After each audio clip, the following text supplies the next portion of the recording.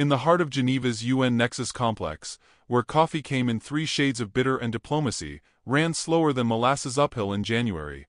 The feed room buzzed with a low, anticipatory hum. Delegates muttered, screens flickered, and above it all hung the unmistakable smell of governmental upholstery. Then, without preamble or fanfare, the hologram ignited. It shimmered to life with a self-important trumpet flourish that echoed slightly off the steel-tinted walls. The image resolved into a massive alien, 12 feet of glistening obsidian exoskeleton and ceremonial tassels, wearing what could only be described as a monocle fused with a telescope.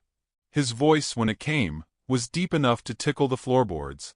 "I speak for the Galactic Superiority Coalition," the figure intoned, chest inflating like a pompous parade balloon. "We hereby demand the surrender of Earth operative Anna Hudson. You will transfer her to our custody within 3 standard cycles. Non-compliance will be considered an act of planetary aggression." A few diplomats dropped their pens. One spilled his vending coffee. Nobody breathed. Then the hologram vanished, as if the message itself couldn't be bothered to stay longer than necessary. "Well," said Ambassador Glenn Carter, adjusting his cheap tie with all the theatrical calm of a man who had seen 5 alien races and 1 sentient fungus this month alone. That escalated elegantly. The room descended into chaos. He let them argue for a while, chatter about military readiness, backdoor negotiations, options, optics. But it was all academic. Everyone in the room knew the same quiet truth. Earth was small, messy, deeply annoying to share a galaxy with, and inexplicably 10 steps ahead every time. Mostly thanks to one particular human who smiled like a schoolteacher and made space warlords cry. They called her the Baba Yaga. Not to her face, of course. That was how you ended up explaining to your gods why your flagship now functioned as a birdbath. "Get her on the line," Carter said. "She's in the field, right?" "In the Densari Shard Cluster," someone replied. "Recovering from a diplomatic engagement." He raised an eyebrow. "Define diplomatic." 14 GSC operatives vaporized. Their ship is now part of an asteroid belt. Carter smiled faintly. "So, standard Tuesday." They patched her in.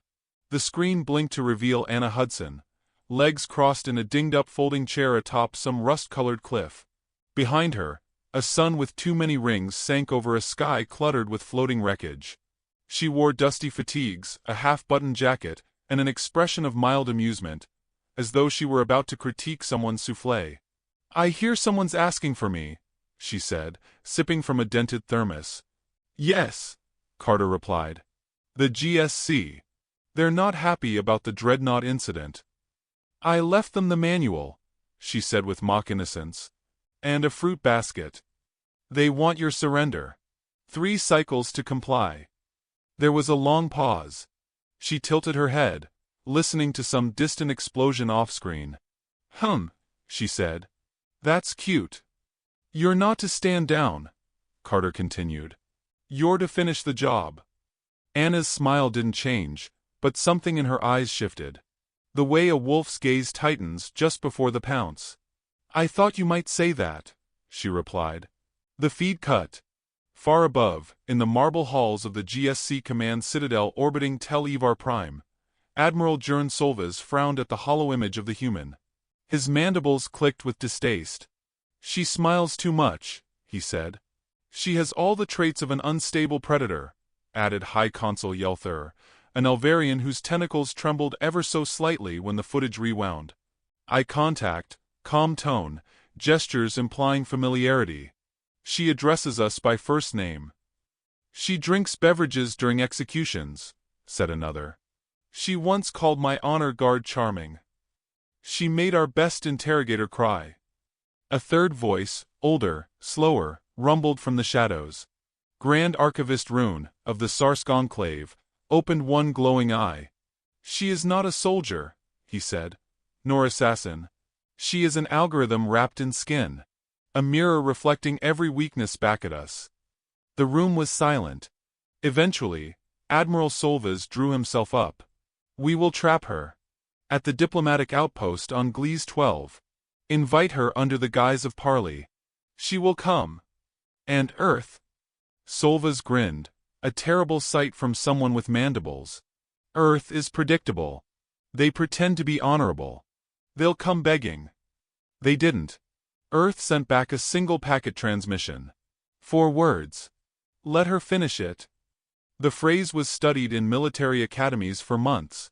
It was analyzed by linguists, debated by AI ethics clusters, and eventually translated into over 600 galactic languages. Each rendering was more disturbing than the last. Let her finish it. Not, she disobeyed. Not, we will punish her. Not even we decline. Just, permission. 2 days later, the outpost on Gliese 12 was polished to the galactic equivalent of royal shine. 100 guards, dozens of snipers, atmospheric dampeners, psychic inhibitors, poison filters, anti-human biometric locks. The works. She arrived with a thermos and a wrench. Anna stepped off the shuttle like she was late for a book club. Her boots scuffed ancient marble. Her jacket flapped in the wind like it had survived a hurricane, probably had. She waved at the snipers. The guards raised weapons. She looked at them, really looked, like she could see past the armor, the training, down into whatever soft thing they called a soul. Nice day for peace talks, she said, voice dry as a desert martini. Agent Hudson, barked the Alvarian envoy, flanked by guards and a translator drone. You are hereby detained under GSC code. She was already walking past him. Lovely shoes, she said in passing. Do they squeak when you lie? Inside the outpost, the decor leaned hard into intimidation. Tall ceilings, obsidian walls, echo chambers designed to make humans feel small. Anna hummed softly. A small Varkthale officer blocked her path. He was easily 8 feet tall and made of overlapping muscle plates. His weapon was larger than her leg. You will hand over your weapons. She offered the thermos. Soup? Your actual weapons. She took a slow sip. I'm insulted you think I'd bring any. He hesitated. By the time he blinked, her gaze had moved to the overhead security cam, then the ventilation shaft, then the wall panel with 3 screws loose, each observation as casual as checking the weather. The parley chamber was filled with delegates. 100 alien eyes stared. Tension snapped and crackled in the air like faulty wiring. Anna took her seat. Admiral Solvas stood across from her. His voice boomed. You will explain your actions. Immediately. She set the thermos down. Certainly. Which actions do you want explained? The implosion? The black site collapse? Or the time I beat a mind reader at poker? You are unstable. She shrugged. Only in atmospheres under 0.8 grav. You're surrounded, snapped another delegate. Even you cannot escape here. Her smile warmed, eyes narrowing just enough to scare a god. Escape? She asked gently. I didn't come to escape. The walls hummed. Your suppressors are malfunctioning, she added. I slipped in some code during the welcome dinner. Lovely shrimp analog, by the way. Weapons activated across the chamber. She sighed. Honestly, she said, you think I came alone?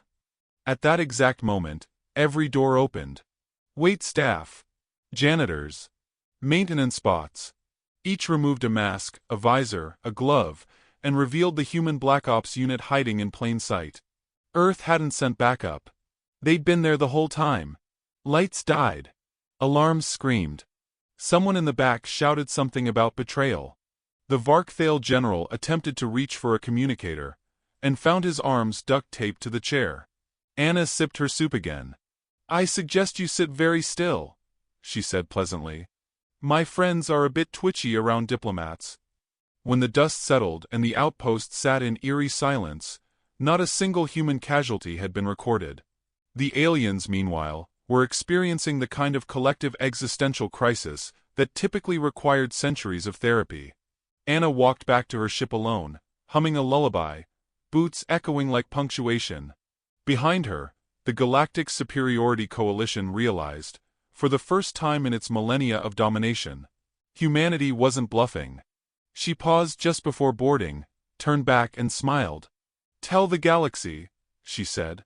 The Baba Yaga isn't done yet. Then she was gone.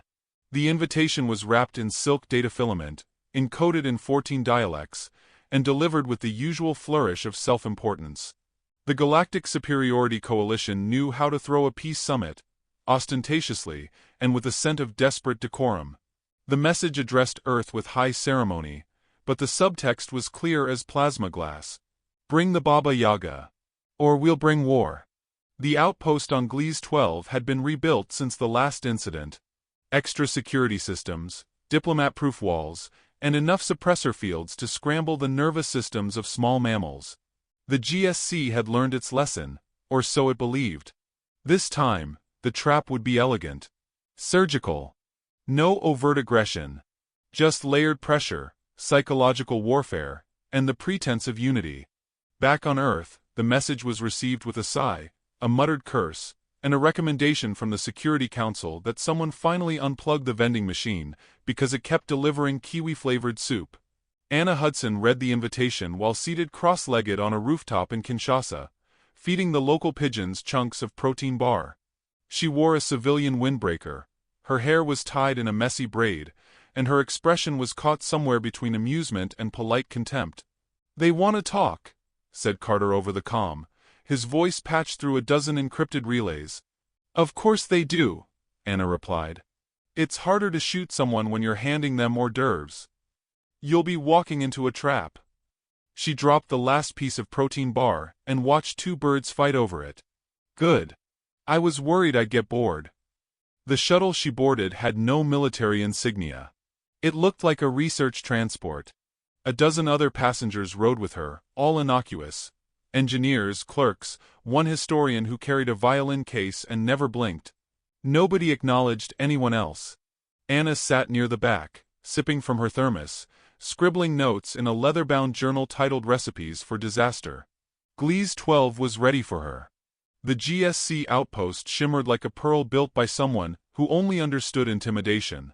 Spires curved toward the stars, sleek and sharp, designed to impress lesser minds with the cold beauty of power.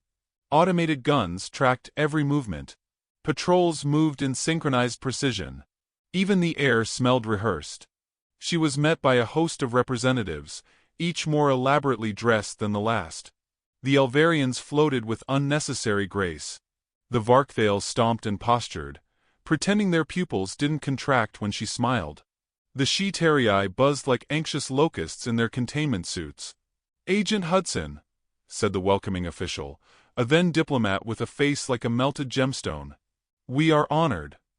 Anna murmured. "Lovely decor. Bit sterile. You could use a fern." The diplomat blinked slowly. "You are here under full diplomatic protection, per Article 47. "Of course," she said. "And I brought my best table manners." They led her inside, each step echoing just a fraction too loud, a deliberate acoustic trick to heighten awareness. Cameras tracked her.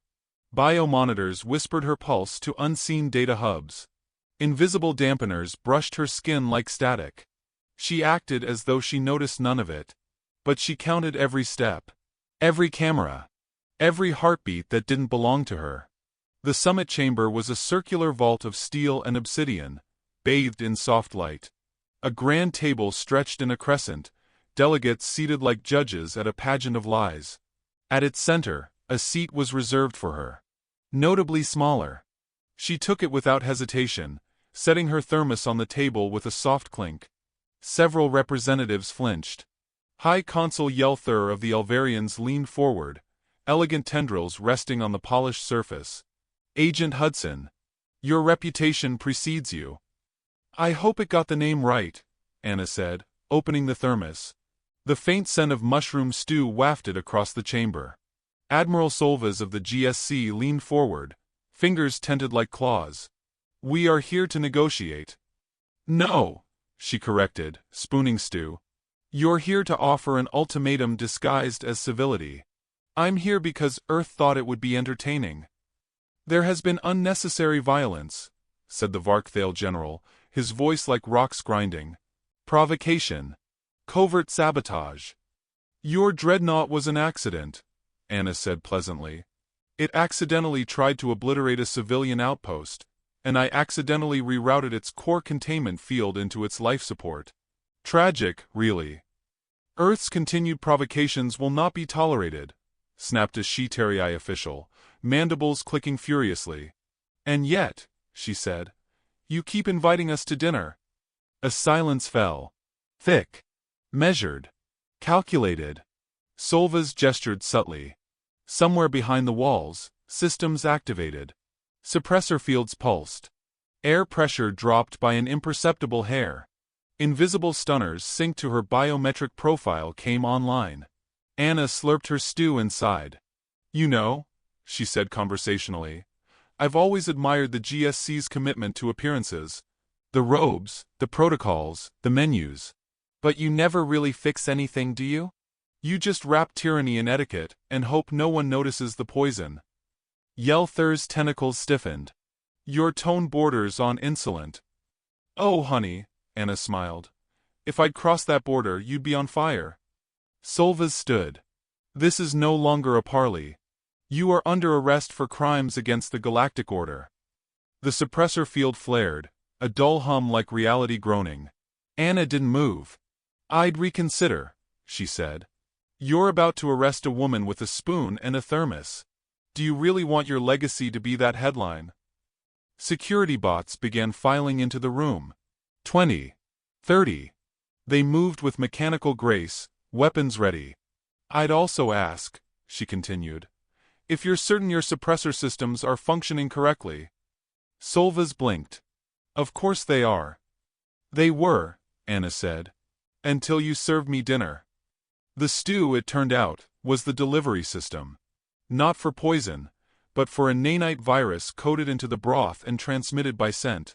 It had infected the air scrubbers, migrated through the ducts, and rewritten 3 levels of security protocols while she sipped politely. The lights flickered. Every bot froze. Anna stood slowly. The table shivered. Now that you've made your intentions so delightfully clear, she said, I'd like to introduce the real delegation. The chamber doors burst open. Janitors. Wait staff. Engineers.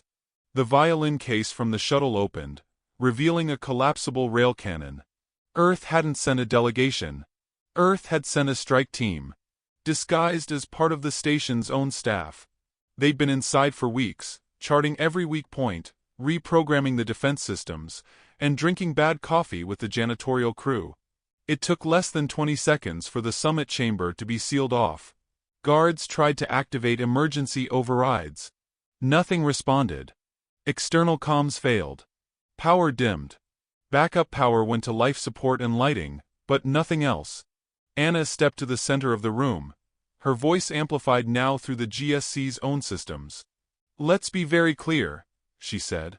You lured me here. You prepared to ambush me. You would have executed me for show. And you failed. Again. You won't make it off this station, growled Solvas, claw twitching toward a hidden pistol. You think I came to leave? Anna raised a brow. I came to deliver a message. She pointed skyward. Through the ceiling's transparent dome, the stars gleamed, but something darker moved among them. Shapes. Too angular to be asteroids. Too still to be natural. A fleet. Not Earth's full force, but enough. Quietly arrived. Cloaked in gravitational shadows, tucked into orbital dead zones. Solvas paled. You didn't know? Anna's tone was all sweet surprise. We've been building them from mining colonies and wreckage. Prototype ships. Ugly, sure, but stubborn. Like the species that made them. Yelther shook, a low frequency echoing from her voice box. You would start a war. No, Anna said. You did that the first time you bombed one of our refugee stations and called it an unfortunate misfire. This is just bookkeeping. The Earth team moved among the delegates, tagging weapons, confiscating devices, handing out cups of water with the deadpan charm of bureaucrats on break. We're not monsters, she said. But we're tired of being underestimated. Tired of being seen as the species that doesn't belong. We built fire before most of you built language. We reached space not because it was easy, but because we refused to stay on the ground. She turned slowly, letting her eyes pass over each representative. "You wanted the Baba Yaga," she said. "Congratulations. You summoned her." Then she walked out. No one stopped her. The Earth team vanished with her, efficient and ghost-like, leaving behind a chamber full of stunned dignitaries, silenced weapons, and the faint, lingering scent of mushroom stew. Back on the shuttle, Anna buckled in beside the violin case, now empty. "Status?" she asked. "Zero human casualties," said the pilot. "Minimal force applied. We've sent the message." She nodded. "They'll retaliate." "Of course." She pulled out her journal and scribbled something. The pilot didn't ask what. As the shuttle slipped back into warp, the outpost drifted quietly behind them. The GSC would lick its wounds, bluster and posture, maybe even fire a few warning shots. But something fundamental had shifted. The humans had stopped smiling to fit in. Now they smiled to show teeth. And the galaxy was starting to understand what that meant. The cooking show aired at precisely 8 o'clock Universal Time Coordinated, broadcast via public EarthNet channels, and, more curiously, intercepted by at least 75 alien frequencies despite being officially unencrypted. The set was modest. White counters, potted herbs, a pleasant digital fire crackling in the background. A small Earth flag sat in the corner like an afterthought. Anna stood behind the kitchen island, chopping mushrooms with rhythmic precision. She wore an apron with the phrase, "Don't poke the bear unless you brought vodka," printed in 3 languages. "Good morning," she said, looking into the camera with a half-smile. "Today we're making solyanka. Comfort food. Old Slavic stew for colder days, harder wars, or just unsettling a few galactic tyrants." Across GSC space, the transmission was being analyzed by panicked linguists, military tacticians, and more than one galactic psychologist. It wasn't the recipe that disturbed them. It was what she said between the ingredients. "First," she began, tossing onions into a pan, "you want to soften the edges. Build a good base. That's infiltration. You don't show your knives at the door, you complement the host's wallpaper and quietly reroute their firewalls." The onion sizzled. "A lot of people think you need to strike first. But really, it's about making them think they're safe. They stop looking over their shoulder. That's when you season." On Alvaris, a war council stared in horrified silence. On Varkthale command barges, generals reviewed every ship docked within their stations, then ordered new scans for anomalies. In the GSC's secure intelligence chamber, someone finally noticed that half their surveillance satellites had been quietly rerouted to dead space weeks ago. Anna stirred the pot. "The GSC wasn't built on peace," she said. "It was built on the illusion of consensus enforced by supremacy. We tried talking. You called us quaint. We tried retreating. You called us weak. Then we stopped talking."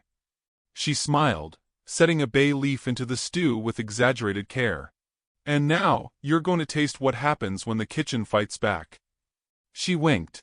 The screen cut to static. At GSC High Command, no one spoke for a long time. Admiral Solvas barked orders, watching holoscreens flicker with static and garbled readings. Entire sectors of the Coalition's surveillance grid had gone dark. One shipyard reported strange gravitational fluxes, followed by a complete loss of contact. Drones dispatched to investigate failed to return. Reports trickled in from outposts on the rim. Missing patrols, rerouted supply lines, unexplained explosions with zero debris. Solvas stood before the GSC's war triumvirate, sweating under his polished armor. "She's dismantling us," said Consul Dreeth, voice low and bitter. "Not with guns. With whispers and misdirection." "She's one person," Solvas growled. "No," Dreeth corrected. "She's a species." Earth hadn't launched a fleet. It had launched an idea. A plan seeded over years. Quiet manipulation of logistics chains. Software updates approved by unwitting collaborators. Human consultants who'd mapped entire GSC systems under the guise of diplomacy and corporate exchange programs. What Earth lacked in mass, it made up for in precision.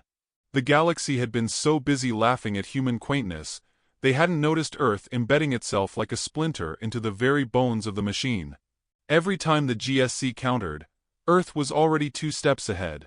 Entire starports discovered their AI control systems had backup protocols, written in dead Earth languages, triggered by idioms like, break glass in case of war. Anna hadn't acted alone. She'd never needed to. On a frozen moon orbiting Darnaxis 4, Anna stood atop a black ridge, watching debris rain down like mechanical snowflakes. One of the GSC's forward sensor arrays had finally triggered its own self-destruct failsafe, after receiving a false positive that a human dreadnought was about to warp in. There was no ship. There never had been. But the fear was real. A drone floated beside her, relaying an encrypted message from Earth Command. Admiral Solvas has authorized retaliatory fleet movement toward Earth's border systems. It read. Anna exhaled slowly, breath fogging the air.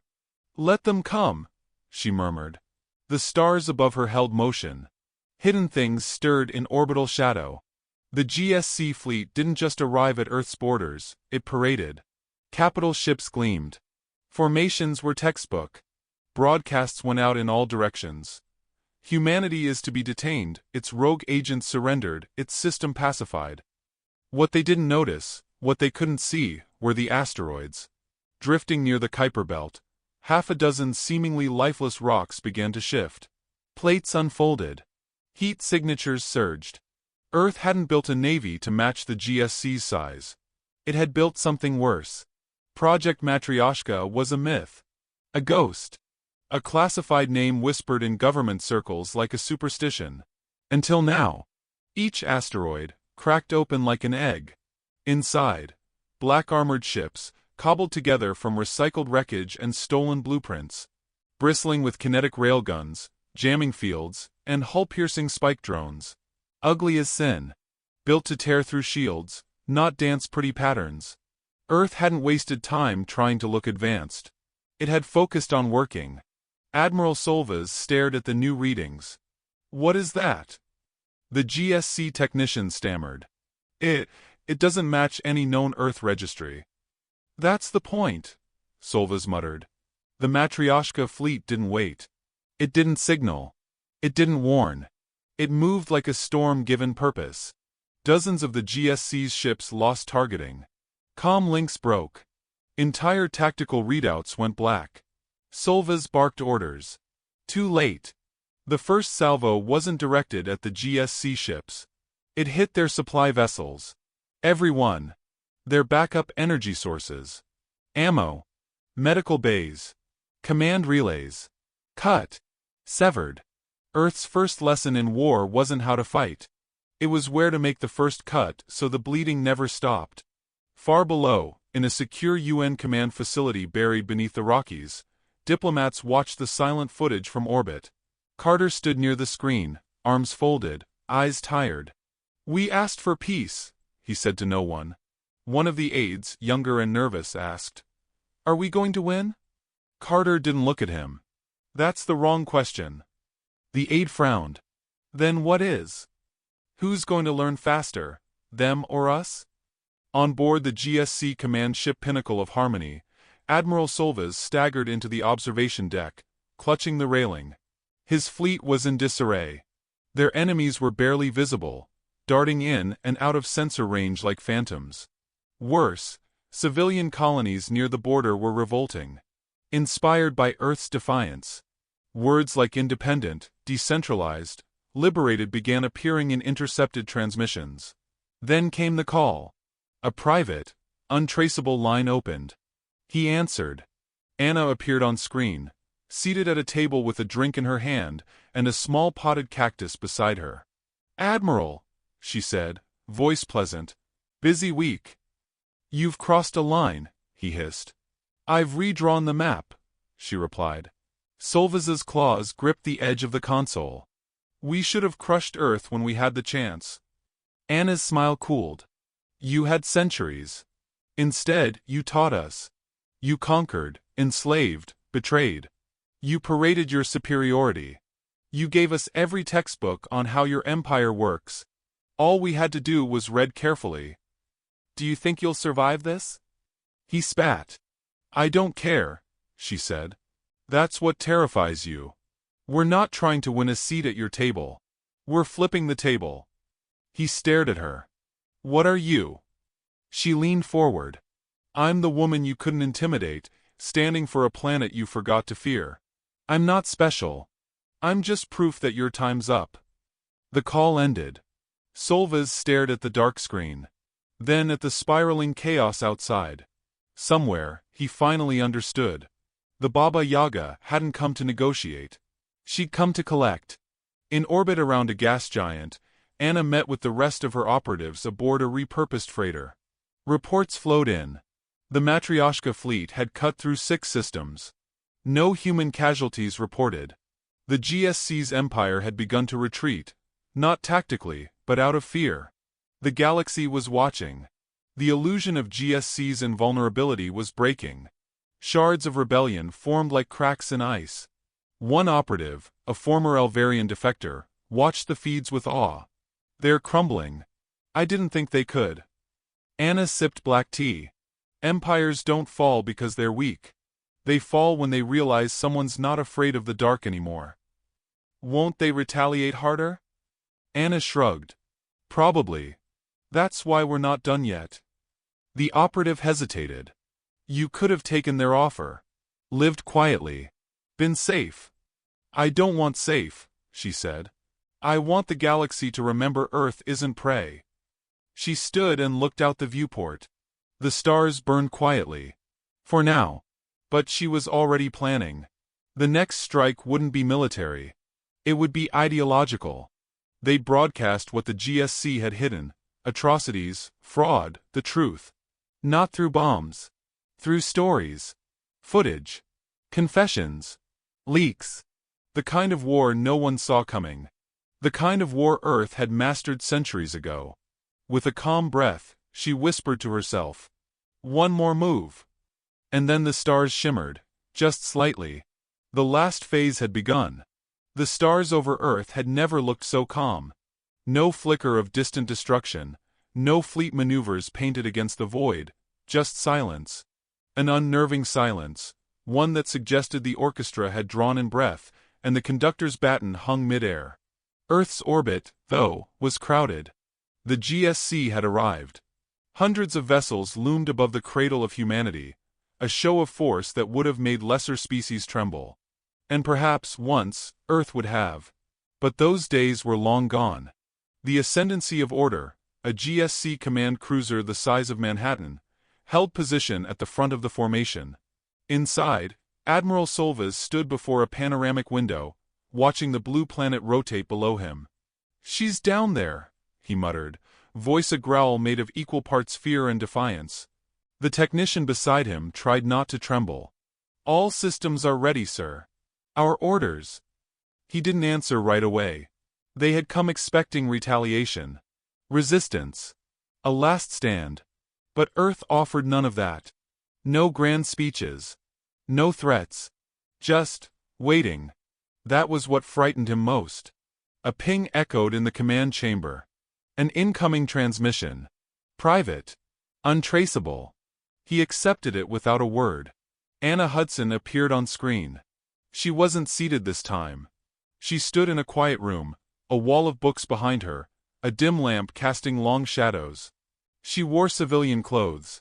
Simple. Unthreatening. Her hands were folded in front of her. Her posture relaxed. But her eyes burned with something ancient. Something that didn't belong to an agent or a soldier, but to a reckoning. Admiral, she said calmly. You've forced our hand. I opened your eyes. You destroyed our holdings. Provoked rebellion. Undermined centuries of control. She offered. Suppression? Theatrics? He paced.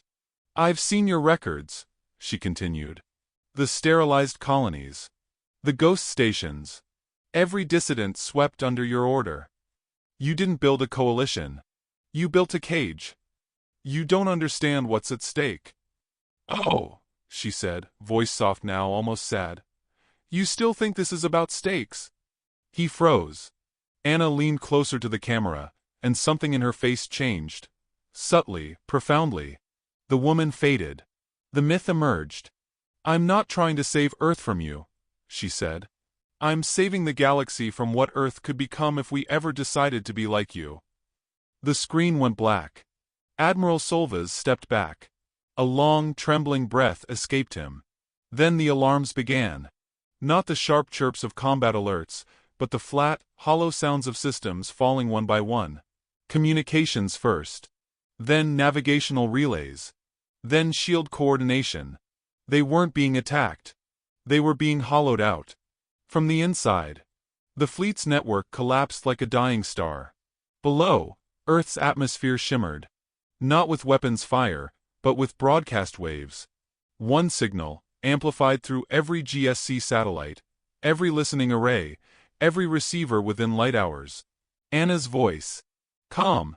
Steady. We told you to let us finish the job. Ships turned to each other in confusion. Then the explosions started. Not volleys. Not barrages. Precision hits. Each Matryoshka vessel, hidden within orbital debris, launched a single kinetic strike, surgical, targeted. One hit per ship. Engine cores. Command decks. Ammo holds. The GSC's pride collapsed into chaos. On board the Ascendancy, Solvas shouted into dead comms. He ordered counter-maneuvers from crews that were already gone. His ship spun, lights flickering, engines gutted. They weren't fighting a fleet. They were fighting inevitability. In a quiet field outside Novosibirsk, Anna watched the streaks of fire cross the sky. She stood alone, wind pulling at her coat. The grass bowed beneath her boots, the soil still scarred from a long-forgotten skirmish that Earth never bothered to erase. A boy approached from the treeline. Barely 20. Military-cut hair. Uniform too crisp. He stopped a few feet from her, unsure if he should speak. You're really her, he said finally. She glanced at him. Was expecting something bigger, he added. A battle. Lasers. Shouting. Anna shrugged. You ever see a predator chase down prey it already caught hours ago? He looked away, embarrassed. I signed up because of you, he said quietly.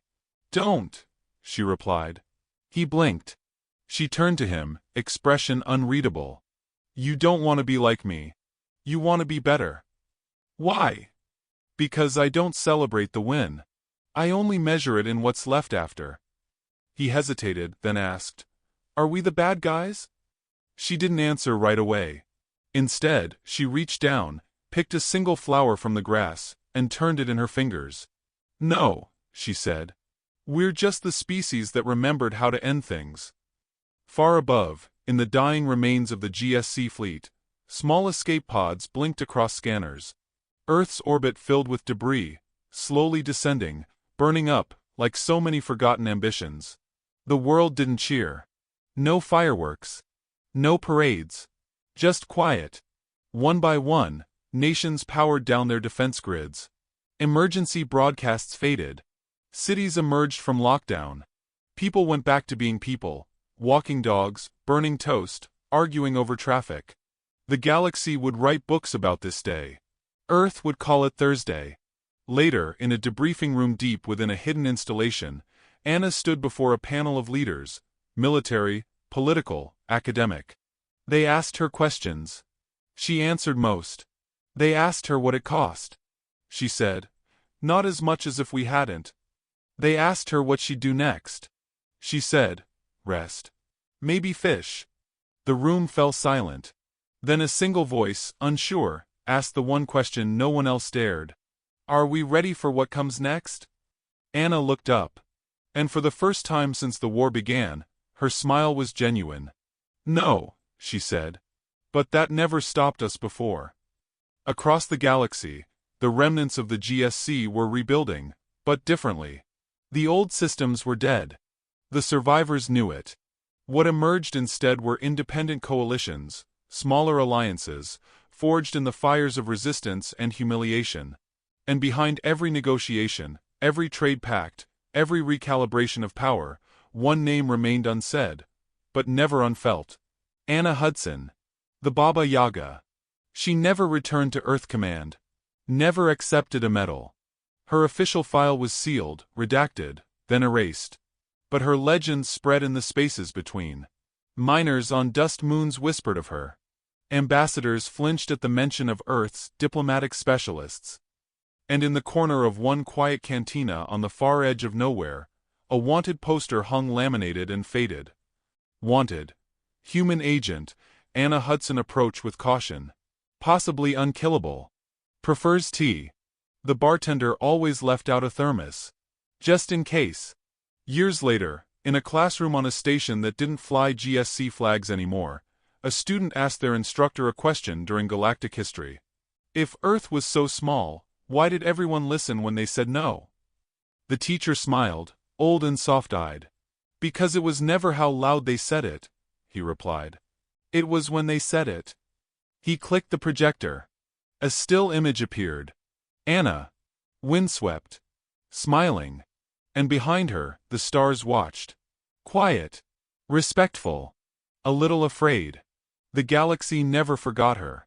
Because she reminded them what humans truly were. Not conquerors. Not saviors. Just very, very good at finishing the job.